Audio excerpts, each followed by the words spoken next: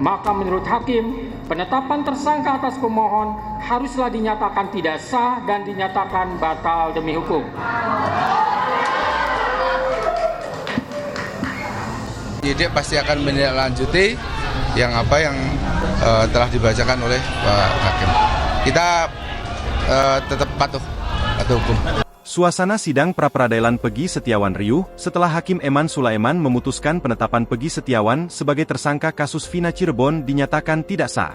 Pengadilan Negeri Bandung pun mengabulkan gugatan pra-peradilan Peggy Setiawan, tersangka kasus pembunuhan Vina dan Eki di Cirebon pada 2016.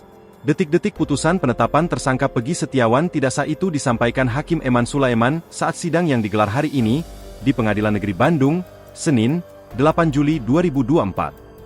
Tampak para kuasa hukum dan keluarga Peggy Setiawan hadir menantikan hasil putusan sidang. Maka menurut Hakim, penetapan tersangka atas pemohon haruslah dinyatakan tidak sah dan batal demi hukum, ujar Eman di PN Bandung, dilansir dari YouTube Kompas TV, Senin, 8 Juli 2024. Hakim juga memerintahkan penyidikan atas Peggy Setiawan dihentikan dan dilepaskan dari tahanan. Kompensasi yang didapatkan oleh Peggy akan seperti apa, Pak? Nah, nanti kalau misalkan dari putusan hakim juga, bukan dari kita.